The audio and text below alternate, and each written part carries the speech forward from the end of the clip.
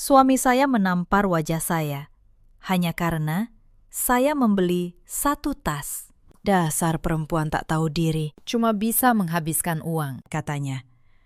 Dia menyuruh saya menyerahkan seluruh uang saya untuk ibu dan adiknya. Lalu dia mengancam akan menceraikan saya kalau saya menolak. Tanpa berpikir panjang, saya menjawab, Baik, lebih baik kita bercerai saja. Mendengar itu, wajahnya langsung berubah panik. Karena dia tidak pernah tahu Perempuan yang dia anggap pengemis ini sebenarnya siapa. Halo sahabat, selamat datang kembali di kanal ini. Sebelum cerita dimulai, tuliskan di kolom komentar kalian menyimak dari kota mana. Jangan lupa tekan tombol like dan subscribe agar kami terus bisa menghadirkan kisah yang lebih menarik. Selamat menyaksikan. Sore itu langit di kawasan Kebayoran Baru berwarna jingga lembut. Saya memacu mobil membelah jalan kota yang mulai padat. Hari itu hari yang luar biasa bagi saya. Saya baru saja menutup sebuah pertemuan penting dengan beberapa mitra dagang. Usaha yang saya rintis dari nol kini membuahkan hasil yang jauh melampaui dugaan.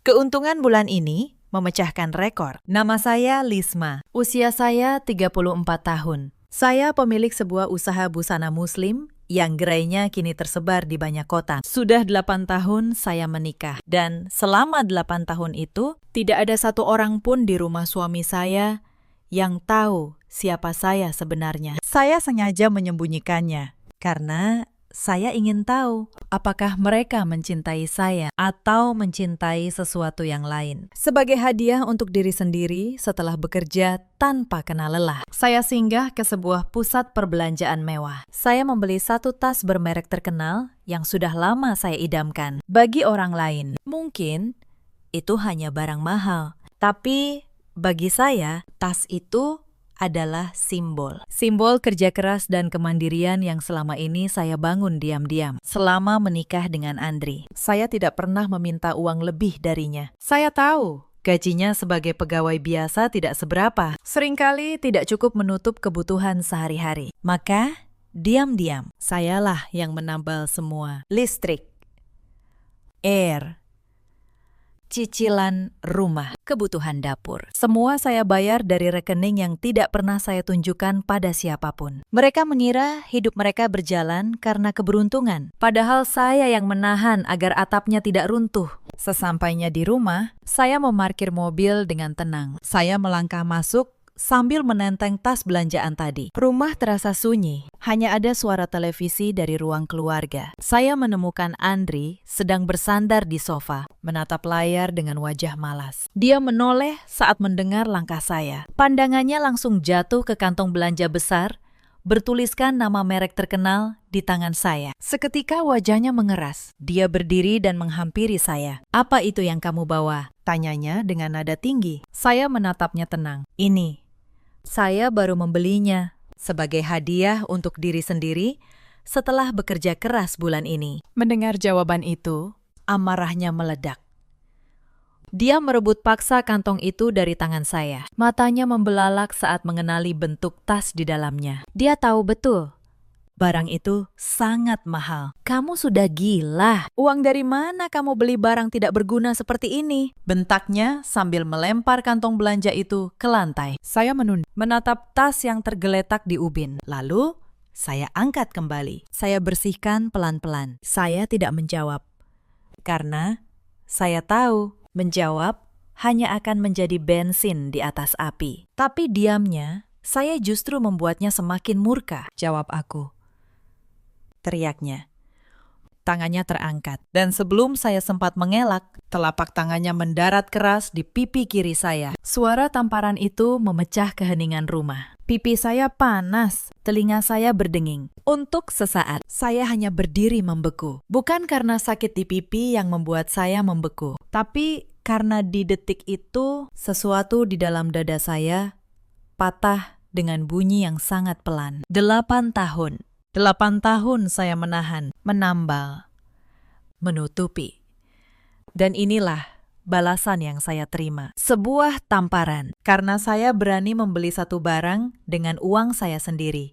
Dari arah dapur, ibu mertua saya, Bu Siti, muncul tergesa. Bukannya menengahi, dia malah berkacak pinggang. Bagus.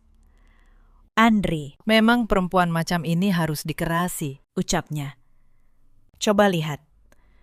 Baru punya uang sedikit, langsung lupa diri. Dasar darah orang susah. Dikasih hati, malah foya-foya. Saya menatap perempuan tua itu. Wajahnya tidak menyimpan setitik pun rasa bersalah. Di belakang Bu Siti, adik ipar saya, Kinan, ikut menyembul. Usianya 29. Dan sehari-hari kerjanya hanya menumpang hidup di rumah ini. Iya. Mbak, daripada beli tas mahal, buat sendiri. Mending uangnya buat keluarga. Egois banget sih. Celetuknya sambil melipat tangan. Saya menahan napas. 3 orang berdiri di hadapan saya. 3 orang yang selama ini hidup dari keringat yang tidak pernah mereka lihat. Sejak ibu mertua dan Kinan tinggal bersama kami 2 tahun lalu. Rumah yang dulu tenang berubah menjadi medan tuntutan. Bu Siti memegang kendali atas segalanya. Dari menu makan sampai cara saya berpakaian. Kinan menjadikan rumah kami sebagai tempat menumpang gratis, tanpa pernah berniat bekerja. Dan Andri, anak laki-laki kesayangan ibunya, tidak pernah sekalipun berani membantah ibunya, bahkan saat ibunya jelas-jelas menyakiti istrinya sendiri. Saya sering bertanya dalam hati, di mana posisi saya di rumah ini? Saya yang membayar segalanya, justru menjadi orang paling tidak dihargai. Saya seperti tamu yang harus terus-menerus membuktikan diri agar diizinkan tinggal. Tapi malam itu, untuk pertama kalinya, saya menyadari sesuatu. Rumah yang membuat seseorang terus merasa kecil bukanlah rumah. Itu hanya penjara dengan dinding yang tampak ramah. Malam itu, saya tidur memunggungi Andri. Pipi saya masih terasa nyeri. Tapi yang lebih sakit adalah kesadaran bahwa saya sudah terlalu lama menipu diri sendiri. Saya selalu berkata, mungkin besok dia berubah. Mungkin besok dia menghargai. Besok yang tidak pernah datang. Malam itu, untuk pertama kalinya, saya tidak menangis. Saya hanya berpikir, dan ketika seorang perempuan berhenti menangis, lalu mulai berpikir, saat itulah segalanya berubah. Sebenarnya, malam itu bukan kali pertama mereka merendahkan saya. Kalau saya jujur pada diri sendiri, penghinaan itu sudah berlangsung bertahun-tahun. Hanya saja, selama ini saya selalu menutup mata. Saya selalu mencari alasan untuk memaafkan. Saya ingat, di tahun pertama pernikahan, Bu Siti pernah menggeledah lemari saya saat saya tidak di rumah. Ia mencari-cari uang, mengira saya menyembunyikan sesuatu. Saat saya pulang, ia tidak meminta maaf. Ia malah marah karena tidak menemukan apa-apa. Pelit sekali kamu sama keluarga suami, katanya waktu itu. Saya hanya diam. Saya pikir mungkin ia hanya hilaf. Saya ingat juga, setiap kali keluarga Andri butuh uang, sayalah yang menambal. Saat Kinan ingin kuliah lagi, saya yang membayar.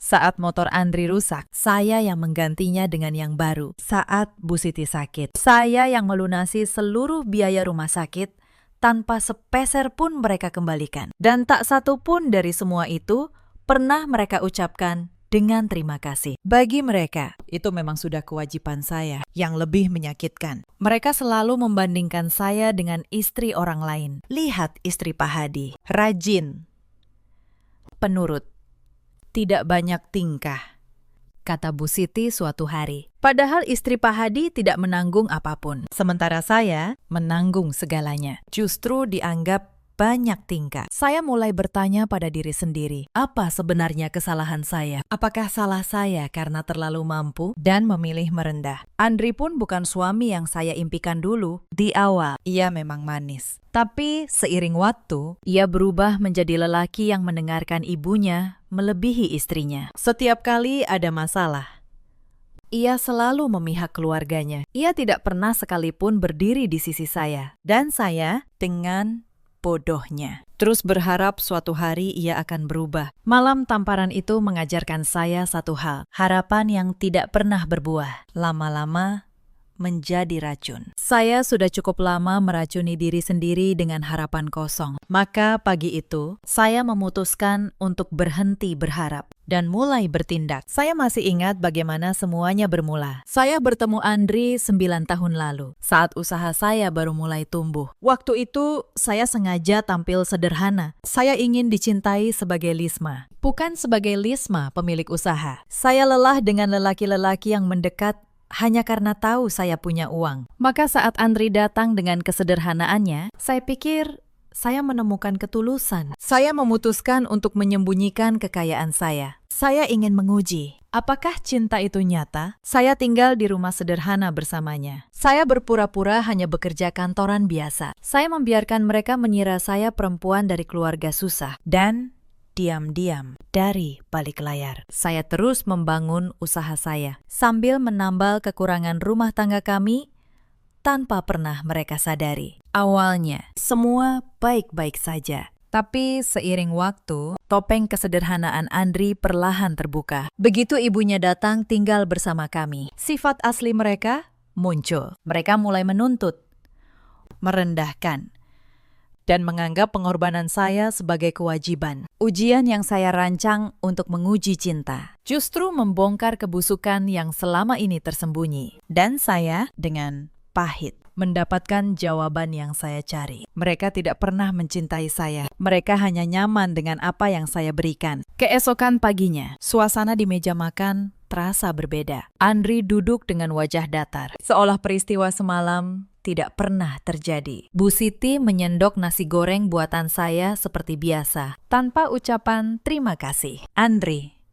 katanya sambil mengunyah, ngomong sama istrimu, suruh dia serahkan tabungannya. Untuk apa perempuan pegang uang banyak-banyak? Bahaya, nanti sombong. Andri meletakkan sendoknya. Dia menatap saya. Kamu dengar kata ibu. Mulai sekarang, semua gajimu, semua simpananmu, kamu serahkan ke ibu. Biar ibu yang atur. Kamu cukup di rumah. Saya menatapnya lama. Dan kalau saya menolak, tanya saya pelan.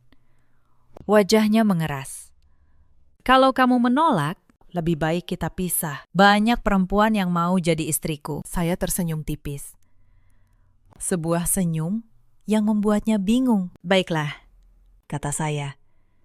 Kalau memang itu maumu, mari kita bicarakan perceraian secara baik-baik. Sesi meja terdiam. Mereka mengira saya akan menangis dan memohon. Mereka tidak menyangka saya menyambut kata cerai dengan begitu tenang. Karena bagi mereka, saya hanyalah perempuan miskin yang akan hancur tanpa Andri. Beberapa hari kemudian, mereka mencoba langkah yang lebih licik. Bu Siti datang ke kamar saya membawa selembar surat. Nak, ini cuma formalitas, katanya. Dengan senyum dibuat-buat. Tanda tangan saja di sini. Ini surat supaya tabunganmu dialihkan ke rekening keluarga, biar lebih mudah diatur. Saya membaca surat itu sekilas. Sebuah surat kuasa yang akan menyerahkan kendali atas seluruh uang saya kepada mereka. Saya hampir tertawa melihat betapa naifnya mereka mengira saya akan menandatanganinya. Saya pikir-pikir dulu ya, Bu, kata saya, sambil menyimpan surat itu. Bu Siti tersenyum puas, mengira saya akan menurut. Tapi malam itu juga, surat itu saya foto dan saya kirim ke Pak Tono. Satu bukti lagi, Pakistan, tulis saya. Mereka mencoba menguasai harta saya secara paksa. Pak Tono membalas singkat, sempurna. Bu, ini memperkuat posisi Anda. Mereka menggali lubang mereka sendiri. Mereka tidak tahu. Setiap langkah serakah yang mereka ambil justru menjadi paku tambahan di peti kekalahan mereka sendiri. Setiap ancaman, setiap penghinaan, setiap surat yang mereka sodorkan, semua saya simpan rapi. Saya membiarkan mereka merasa menang, agar mereka semakin berani. Agar bukti yang saya kumpulkan semakin lengkap. Karena saya tahu, dalam pertarungan seperti ini, yang menang bukan yang paling keras berteriak, tapi yang paling rapi menyimpan bukti. Tapi pagi itu, sebelum saya berangkat, saya melakukan satu hal kecil. Saya menyalakan ponsel saya, dan dengan beberapa sentuhan jari, saya mulai menyusun langkah yang sudah lama saya rancang dalam diam. Mereka tidak tahu, malam itu juga, Hidup mereka mulai saya tarik benangnya satu persatu. Hari itu, saya tidak langsung ke kantor. Tujuan pertama saya adalah sebuah rumah sakit besar di pusat kota. Saya datang bukan untuk mengobati nyeri di pipi. Saya datang untuk satu hal, bukti. Seorang dokter menyambut saya dengan ramah, dengan tenang, tanpa air mata berlebihan. Saya menceritakan bagaimana suami saya menampar wajah saya. Dokter itu memeriksa dengan saksama. Ia mencatat ukuran dan letak memar di pipi saya. Semua hasil pemeriksaan dituangkan dalam sebuah surat keterangan resmi. Surat keterangan visum. Saya menyimpannya hati-hati ke dalam tas kerja saya. Bukti kekerasan fisik kini ada di tangan saya. Memar di pipi yang tadinya ingin saya tutupi, kini menjadi senjata pertama saya. Saya tidak akan menyembunyikannya. Saya akan menggunakannya. Dari rumah sakit, saya melaju ke kawasan perkantoran di Sudirman. Mobil saya berhenti di depan gedung tinggi berlapis kaca. Di lantai 12 gedung itulah kantor pengacara pribadi saya, Pak Tono. Sudah 5 tahun, ia menangani urusan hukum perusahaan saya. Tapi hari ini, saya datang membawa urusan yang jauh lebih pribadi. Saya ingin mengajukan gugatan cerai. Pak Tono, kata saya begitu duduk. Dan saya ingin semuanya berjalan rapi, bersih, tidak ada celah. Pak Tono mengangguk pelan. Ia membuka map, menyiapkan kertas. Saya mengerti. Bu Lisma, tapi izinkan saya bertanya. Suami Anda tahu tentang aset Anda yang sebenarnya? Saya menggeleng. Tidak. Tidak satupun dari mereka tahu selama 8 tahun. Mereka mengira saya perempuan tak punya apa-apa. Pak Tono tersenyum samar. Itu justru menguntungkan posisi Anda. Semua aset itu atas nama Anda pribadi. Dibangun sebelum dan selama pernikahan dari usaha Anda sendiri. Selama kita punya catatan yang rapi. Tidak ada yang bisa mereka klaim. Saya mengeluarkan map tebal dari tas saya. Di dalamnya, rekening koran bertahun-tahun. Bukti setiap rupiah yang saya keluarkan untuk rumah itu. Setiap tagihan listrik, air, cicilan yang saya bayar diam-diam. Saya menyimpan semuanya. Pakistan, kata saya. Setiap transaksi, setiap bukti transfer. Saya tahu suatu hari ini akan saya butuhkan. Pak Tono membolak-balik halaman demi halaman. Matanya melebar. Bu Lisma, dengan ini. Bukan hanya Anda yang aman, tapi terbukti bahwa selama 8 tahun, Andalah yang menanggung seluruh rumah tangga. Secara hukum, ini sangat kuat. Saya mengangguk. Hitam di atas putih, itulah yang saya punya. Pak Tono lalu menjelaskan langkah demi langkah. Pertama, gugatan cerai akan diajukan dengan visum sebagai bukti kekerasan. Kedua, seluruh aset akan diverifikasi sebagai harta pribadi pranikah dan hasil usaha mandiri, sehingga tidak masuk harta bersama. Ketiga, status kepemilikan rumah yang sudah atas nama saya akan diaktifkan untuk proses pengosongan. Semua harus berurutan dan rapi, Bu, katanya. Jangan ada satu langkah pun yang tergesa, karena ketenangan Anda adalah kekuatan terbesar Anda. Saya menyimak setiap katanya dengan saksama. Saya bukan perempuan yang ingin balas dendam membabi buta. Saya ingin keadilan yang berdiri di atas hukum, bukan di atas amarah. Saya ingin ketika semuanya selesai, tidak ada satupun celah yang bisa mereka gunakan untuk menyalahkan saya. Saya ingin pergi sebagai perempuan yang benar, bukan sebagai perempuan yang membalas kejahatan dengan kejahatan. Sebelum pulang, saya menyelesaikan satu urusan lagi. Rumah yang selama ini kami tinggali ternyata bukan milik Andri. Cicilannya saya yang membayar, dan 3 tahun lalu. Atas saran Pak Tono, sertifikatnya sudah balik nama atas nama saya pribadi. Andri tidak pernah tahu. Ia mengira rumah itu miliknya, padahal ia hanya menumpang di atap yang saya beli dengan keringat saya sendiri. Hari-hari berikutnya, saya bergerak dalam diam. Di rumah, saya tetap memasak, tetap diam, tetap menunduk seperti perempuan kalah yang mereka kira. Tapi di luar, satu persatu benang saya tarik. Saya pindahkan seluruh pembayaran otomatis rumah itu ke rekening lain. Saya hentikan semua subsidi diam-diam yang selama ini saya alirkan. Saya siapkan apartemen mewah yang sudah lama saya miliki di kawasan Menteng. untuk tempat tinggal baru saya. Saya juga mulai mengamankan hal-hal kecil yang selama ini luput dari perhatian mereka. Perhiasan emas saya, beberapa batang emas batangan yang saya simpan, dan surat-surat penting. Semua saya pindahkan diam-diam ke brankas di apartemen baru. Saya tidak ingin meninggalkan apapun yang bisa mereka klaim. Setiap malam, sepulang kerja, saya membawa satu tas kecil berisi barang berharga tanpa mereka curigai sedikit pun. Di kantor, saya tetap menjalankan usaha seperti biasa. Tidak ada karyawan saya yang tahu apa yang sedang terjadi di rumah tangga saya di hadapan mereka. Saya tetap Bu Lisma yang tegas dan tenang. Hanya Mbak Asih, asisten rumah tangga lama yang setia pada saya, yang tahu sedikit tentang apa yang saya alami. Bu, saya tidak tega lihat ibu diperlakukan begitu, bisiknya suatu hari sambil menyeka air mata. Saya hanya tersenyum.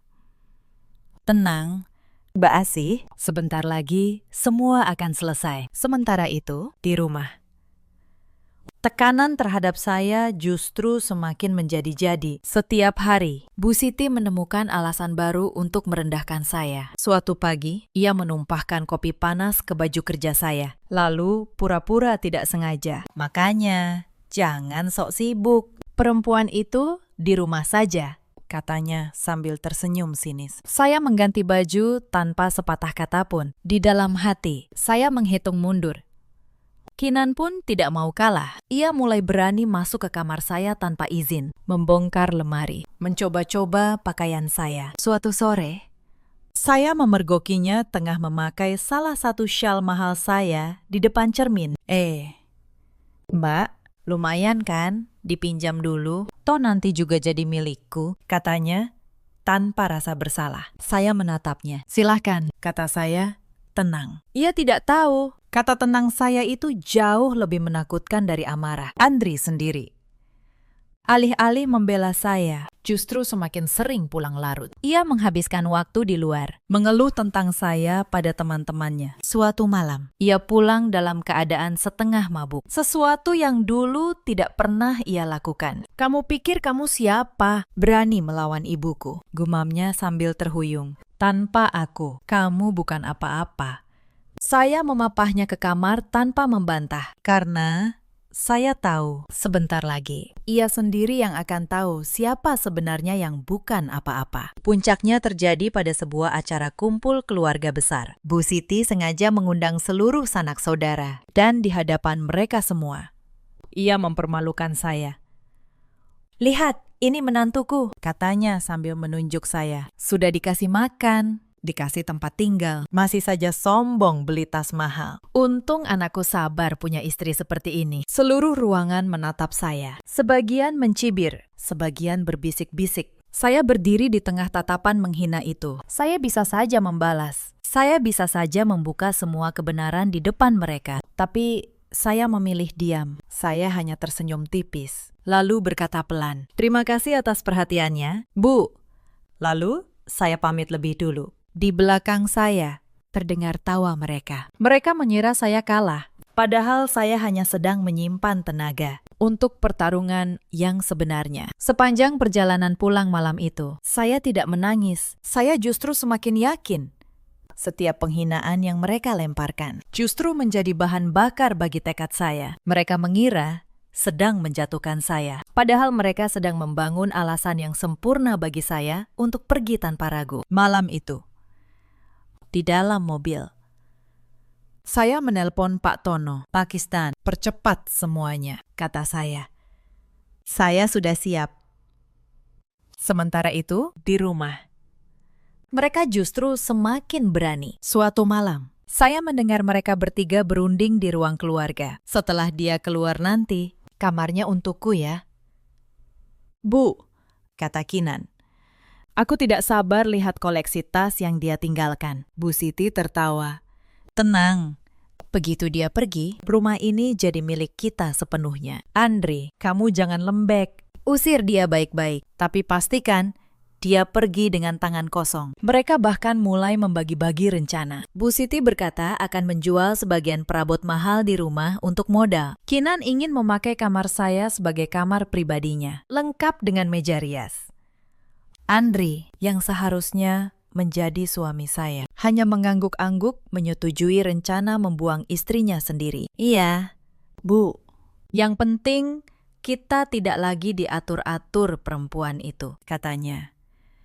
Mereka tertawa bersama, membayangkan kebebasan yang justru akan menjadi penjara mereka. Saya berdiri di balik dinding, mendengar semuanya. Hati saya seharusnya hancur, tapi anehnya saya justru merasa lega karena mereka baru saja menghapus keraguan terakhir saya. Tidak ada lagi rasa bersalah, tidak ada lagi mungkin mereka berubah. Yang ada hanya kepastian. Mereka memang tidak pernah menganggap saya manusia. Mereka hanya menganggap saya mesin uang yang mereka kira sudah kosong. Malam itu, saya kembali ke kamar dengan langkah ringan. Saya buka laptop saya. Saya periksa kembali semua persiapan. Surat-surat sudah lengkap. Apartemen sudah siap. Pengacara sudah siaga. Tinggal menunggu mereka sendiri yang mengucapkan kata pengusiran. Karena saya ingin saat semuanya hancur nanti, mereka tahu bahwa merekalah yang mengusir saya, bukan saya yang lari. Saya ingin mereka mengingat malam itu seumur hidup mereka. Beberapa hari kemudian, surat gugatan resmi tiba di rumah. Andri membukanya dengan tangan gemetar. Wajahnya pucat saat membaca isinya. Bukan hanya gugatan cerai, tapi di dalamnya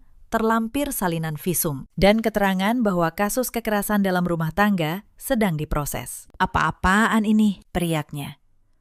Ia menghampiri saya, menibaskan kertas itu di depan wajah saya. Kamu melaporkan aku. Berani sekali kamu. Saya menatapnya tenang. Saya hanya melakukan apa yang seharusnya saya lakukan 8 tahun lalu, kata saya. Bu Siti menyambar kertas itu, membacanya. Lalu wajahnya berubah merah padam. Perempuan kurang ajar. Setelah numpang hidup di rumah ini, sekarang kamu mau menjebloskan anakku ke penjara. Saya menoleh padanya. Pelan, tapi tegas. Numpang hidup. Bu, sebentar lagi, Ibu akan tahu siapa yang sebenarnya menumpang hidup pada siapa selama ini. Malam itu, mereka mencoba berbagai cara untuk menggoyahkan saya. Mula-mula dengan ancaman. Andri berkata akan menyebarkan aib saya, bahwa saya istri durhaka yang menelantarkan keluarga. Saya hanya tersenyum. Silakan. Tapi sebelum itu, ada baiknya kamu baca dulu siapa yang sebenarnya menelantarkan siapa lewat catatan bank 8 tahun ke belakang. Saat ancaman tidak mempan, mereka berganti taktik. Bu Siti tiba-tiba berubah lembut. Ia memegang tangan saya, suaranya mendayu. Nak, Ibu kan sayang sama kamu. Kita ini keluarga. Masa gara-gara salah paham kecil mau cerai? Sudahlah. Cabut laporan itu. Kita berdamai. Saya menarik tangan saya pelan. Salah paham kecil. Bu. Memar di pipi saya bukan salah paham. Dan 8 tahun pengorbanan saya juga bukan salah paham. Kinan, yang biasanya paling galak, kini ikut merengek. Mbak, jangan tinggalkan kami. Aku janji, aku akan berubah. Aku akan baik sama Mbak. Saya menatap mereka satu persatu. Wajah-wajah yang baru kemarin penuh penghinaan, kini penuh ketakutan. Bukan ketakutan kehilangan saya, tapi ketakutan kehilangan kenyamanan yang selama ini saya berikan secara cuma-cuma. Mereka tidak mengerti maksud saya. Mereka mengira itu hanya gertakan perempuan putus asa. Maka mereka membalas dengan tertawa. Mereka mengusir saya malam itu juga. Pergi sana, bawa tas-tas mahalmu. Lihat, kamu bisa hidup atau tidak tanpa anakku, teriak Bu Siti. Saya mengangguk pelan. Saya kemasi barang seadanya. Lalu saya berjalan keluar dari pintu rumah itu, tanpa menoleh ke belakang. Yang tidak mereka tahu, saya tidak pergi kemana-mana yang menyedihkan. Saya melangkah masuk ke dalam mobil saya. Saya menyalakan mesin. Lalu saya melaju menuju apartemen mewah saya di Menteng, tempat yang sudah lama saya siapkan. Malam itu, untuk pertama kalinya, dalam 8 tahun, saya tidur dengan napas yang lega. Sementara di rumah yang saya tinggalkan, mereka tengah merayakan kemenangan yang tidak mereka sadari adalah awal dari kejatuhan. Sesampainya di apartemen, saya berdiri di jendela besar yang menghadap kota. Lampu-lampu gedung berkelip di kejauhan. Saya menyentuh pipi saya yang masih menyimpan sisa nyeri. Air mata akhirnya turun. Tapi bukan air mata kesedihan, itu adalah air mata kelegaan, air mata seorang perempuan yang akhirnya pulang pada dirinya sendiri. Saya berbisik pelan. Terima kasih. Lisma, karena akhirnya berani. Malam itu, saya tidak bisa langsung tidur. Saya membuka album lama di ponsel saya. Foto-foto pernikahan. Foto-foto saat saya masih percaya bahwa cinta itu cukup. Saya menatapnya lama, Lalu menutupnya pelan, bukan dengan benci, tapi dengan ikhlas. Saya berkata pada diri sendiri, bagian itu sudah selesai. Esok pagi, saya akan membuka lembaran yang sepenuhnya baru. Lembaran di mana saya tidak perlu lagi menyembunyikan siapa diri saya. Malam itu, di rumah itu, mereka berpesta. Bu Siti dan Kinan sibuk menata makanan mahal di atas meja makan besar. Mereka tertawa, makan dengan lahap,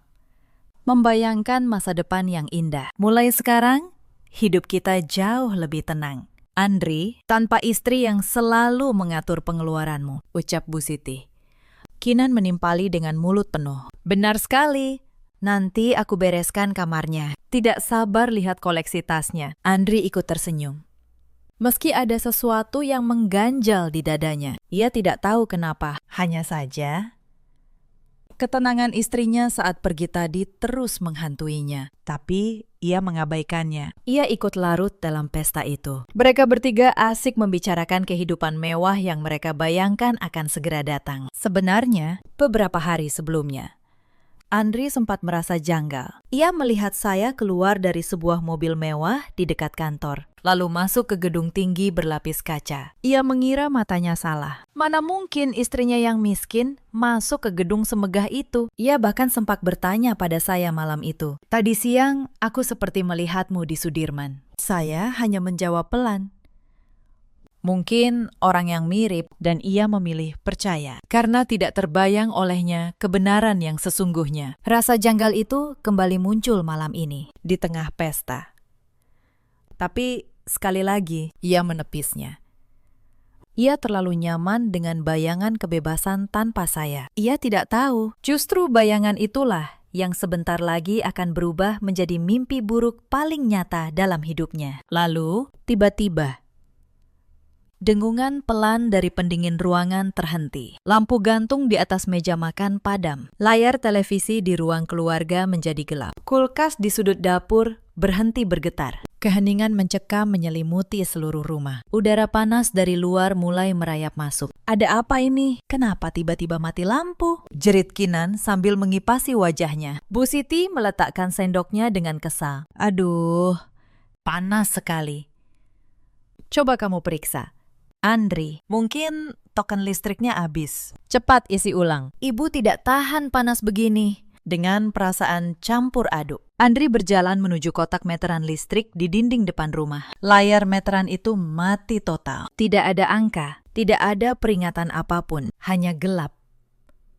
Ia merogoh saku, mengambil ponselnya. Ada pesan masuk dari penyedia layanan listrik dan air. Jarinya gemetar saat membuka pesan itu. Isinya pemberitahuan resmi. Seluruh layanan untuk alamat rumah tersebut telah diputus atas permintaan pelanggan utama yang terdaftar. Semua pembayaran otomatis telah dihentikan. Tagihan dibiarkan menunggak dengan sengaja agar pemutusan segera dilakukan. Bumi seakan berputar di bawah kaki Andri. Pesta kemenangan yang baru saja mereka rayakan berubah menjadi awal penderitaan panjang. Ia berdiri membeku di teras rumah yang kini panas dan gelap. Untuk pertama kalinya, ia menyadari sesuatu yang mengerikan. Perempuan yang mereka usir malam ini ternyata pemegang kendali atas segalanya. Dan kini, kendali itu baru saja dicabut. Ia kembali masuk ke dalam rumah dengan langkah gemetar. Di ruang makan yang kini gelap gulita, Bu Siti dan Kinan masih menunggu, menyipasi diri dengan tangan. Bagaimana? Andri, sudah diisi tokennya? Tanya Bu Siti. Andri tidak menjawab. Ia hanya menyodorkan ponselnya, memperlihatkan pesan dari penyedia layanan. Bu Siti membacanya di bawah cahaya redup layar. Wajahnya perlahan memucat. Diputus atas permintaan pelanggan utama, gumamnya. Siapa pelanggan utama itu? Andri menelan ludah. Lisma. Bu, Semuanya atas nama Lisma. Suaranya nyaris tak terdengar.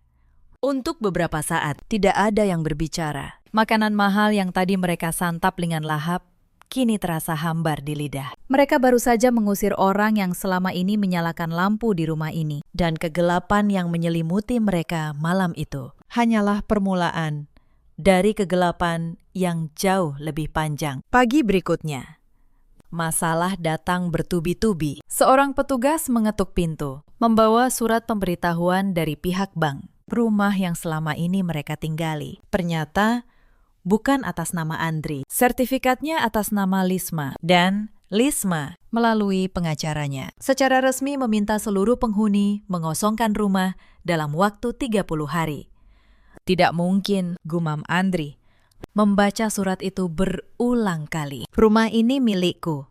Ini milik keluargaku. Tapi hitam di atas putih tidak bisa dibantah. Bu Siti merebut surat itu, membacanya, lalu terduduk lemas di kursi. Bagaimana mungkin? Suaranya gemetar.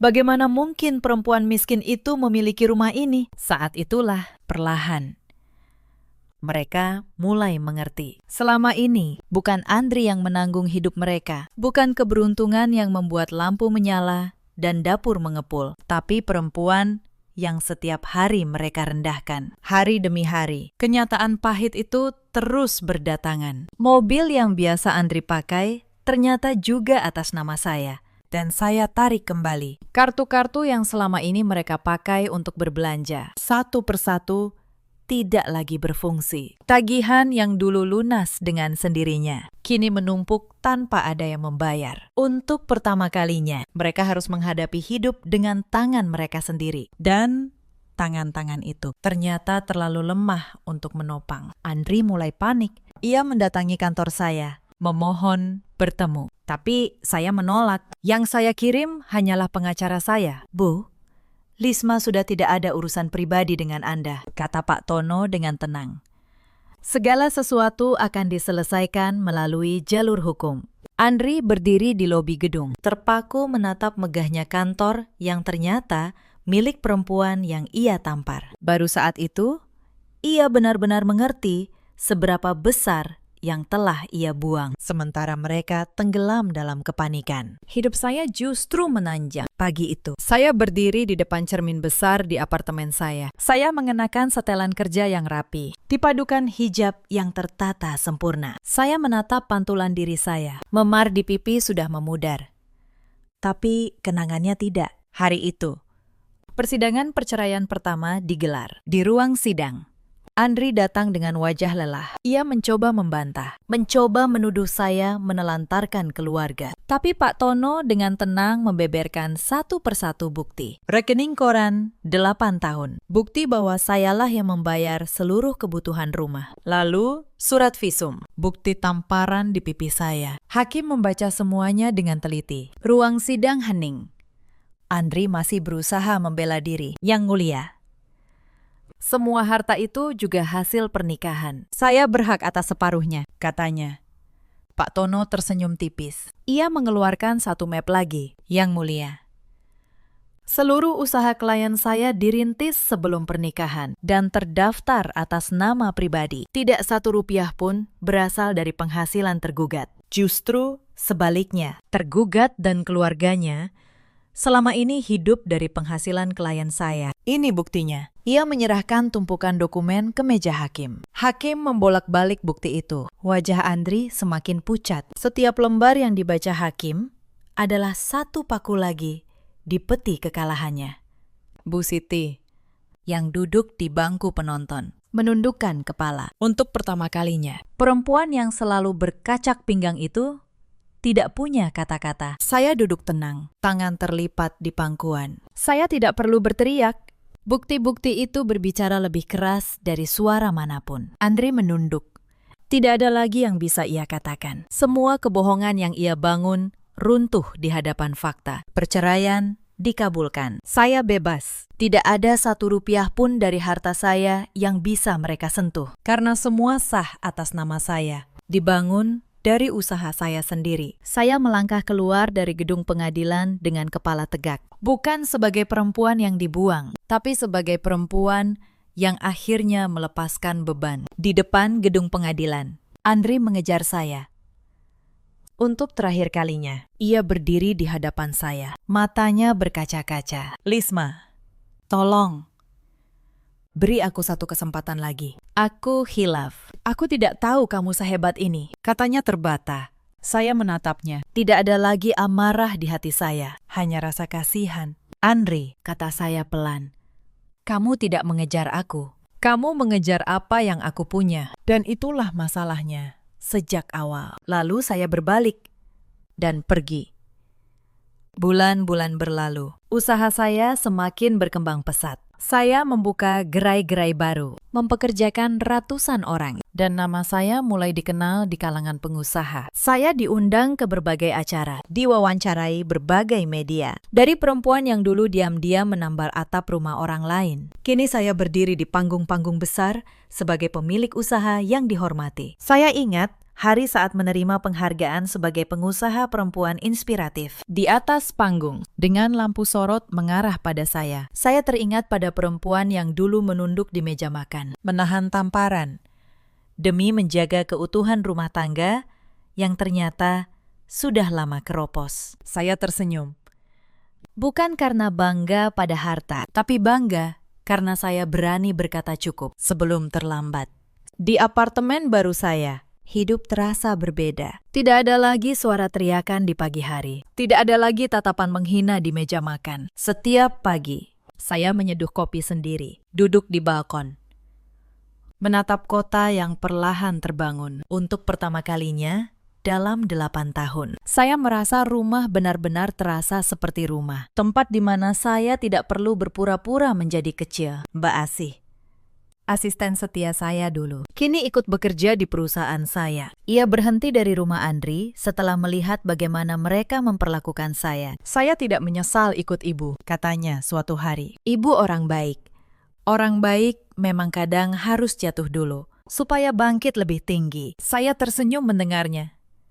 Kebaikan yang dulu saya kira sia-sia, ternyata kembali pada saya lewat orang-orang yang tulus. Sementara itu, kabar tentang Andri dan keluarganya sampai ke telinga saya sedikit demi sedikit. Setelah rumah dikosongkan, mereka terpaksa pindah ke sebuah kamar petak sempit di pinggir kota. Andri kehilangan pekerjaannya tak lama kemudian, karena kasus kekerasan yang sempat tercatat membuat namanya buruk. Tanpa sokongan diam-diam dari saya, mereka baru sadar betapa rapuhnya hidup yang selama ini mereka anggap milik mereka sendiri. Saya tidak merasa senang mendengarnya. Saya juga tidak merasa sedih. Saya hanya merasa inilah keadilan yang berjalan dengan caranya sendiri. Setiap orang menuai apa yang ia tanam. Mereka menanam penghinaan. Dan kini mereka menuai kesunyian. Saya tidak perlu membalas dengan tangan saya. Hidup sudah membalas untuk saya. Kadang saya merenung di malam hari. Saya tidak pernah berniat menghancurkan siapapun. Saya hanya berhenti menanggung mereka. Tapi ternyata bagi orang yang hidupnya bergantung sepenuhnya pada belas kasihan orang lain, berhenti ditanggung saja sudah seperti kehancuran. Mereka jatuh bukan karena saya mendorong. Mereka jatuh karena selama ini mereka tidak pernah belajar berdiri sendiri.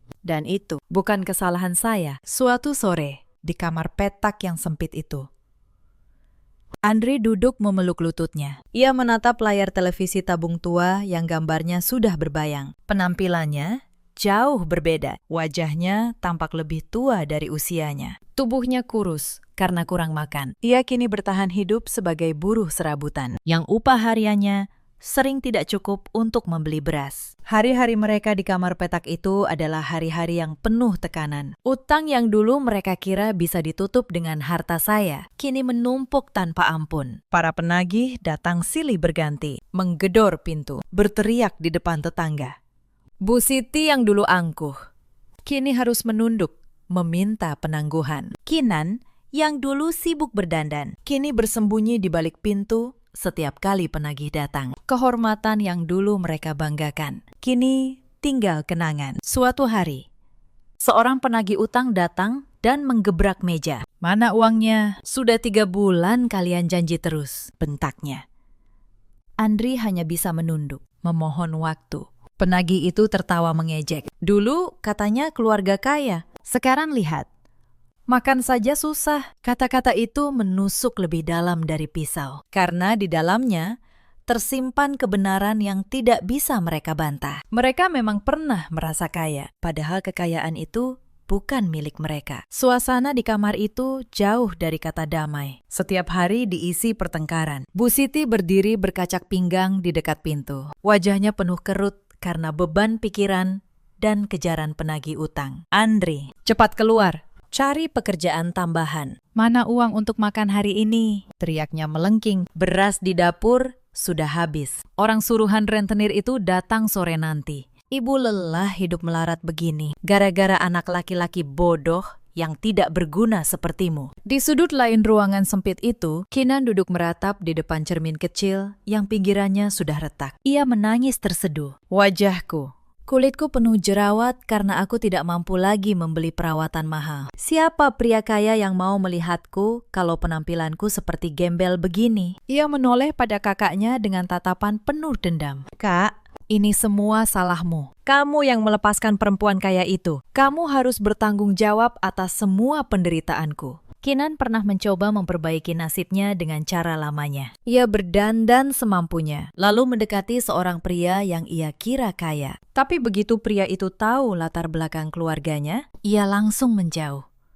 Kabar tentang keluarga yang bangkrut dan terlibat utang menyebar cepat. Tidak ada yang mau berurusan dengan mereka. Mimpi Kinan untuk menikahi orang kaya runtuh. Sama seperti runtuhnya semua yang dulu mereka banggakan. Ia kembali ke kamar petak itu dengan tangan hampa dan air mata yang tak kunjung kering. Andri menutup kedua telinganya rapat-rapat. Ia berusaha keras mengabaikan teriakan ibu dan adiknya yang saling menyalahkan. Hatinya perih. Ia menyadari, keluarga yang dulu ia bela mati-matian, kini justru menjadi sumber siksaannya setiap hari. Ia kembali menatap layar televisi yang menyala. Dan di sana, di layar itu, ada wajah yang sangat ia kenal. Di layar, seorang pewawancara sedang mengajukan pertanyaan penutup kepada saya. Apa rahasia kesuksesan Anda yang paling utama? Bu Lisma. Mungkin ada pesan yang ingin Anda sampaikan kepada para penonton di rumah yang sedang berjuang memperbaiki hidupnya. Saya menatap langsung ke arah kamera. Senyum saya mengembang. Senyum yang menyiratkan kebebasan. Rahasia terbesar saya, kata saya pelan, adalah berani mengenali nilai diri sendiri. Jangan pernah takut untuk membuang hal-hal atau bahkan orang-orang yang merendahkan martabat kita dan menghambat langkah kita untuk maju. Ketika kita berani melepaskan beban yang merusak hidup kita, disitulah Tuhan membuka jalan yang jauh lebih indah. Mendengar ucapan itu, air mata Andri menetes deras. Penyesalan yang teramat dalam mengoyak hatinya tanpa ampun. Ia menyadari sepenuhnya, ia telah membuang berlian yang sangat berharga demi memungut kerikil tajam yang kini melukai hidupnya sendiri. Di layar, acara itu berakhir dengan tepuk tangan meriah. Gambar berganti. Menampilkan saya berjalan keluar dari gedung perusahaan, dikelilingi para staf yang menghormati saya. Saya menenteng sebuah tas tangan mewah keluaran terbaru, hasil kerja keras saya sendiri. Saya melangkah masuk ke kursi mobil saya yang mengilap, lalu melaju menuju masa depan yang cerah. Sementara itu, di kamar petak yang gelap, Andri hanya bisa menundukkan kepala dalam-dalam, meratapi kehancuran hidupnya dalam tangisan penyesalan yang tidak akan pernah bisa mengubah keadaan. Cerita ini mengajarkan kita banyak hal. Jangan pernah menilai seseorang dari penampilan luarnya, dan jangan pernah merendahkan orang yang diam-diam menanggung hidupmu di atas pundaknya. Di luar sana, ada banyak perempuan seperti saya dulu. Perempuan yang mampu, tapi memilih merendah demi menjaga rumah tangga. Yang menambal, menutupi, dan menahan. Sampai mereka lupa pada nilai diri mereka sendiri. Untuk kalian, semoga kalian menemukan keberanian untuk berhenti sebelum terlambat. Di luar sana, Ada juga banyak suami seperti Andri, lelaki yang mengira kekuasaan ada di tangannya. Padahal ia hanya menumpang di atap yang dibangun orang lain. Dan ada pula para ibu mertua seperti Bu Siti yang takut kehilangan kendali, lalu menukar kasih sayang dengan penghinaan. Andri kini hidup dalam penyesalan abadi, bersama keluarga yang saling menyalahkan. Sementara saya bangkit.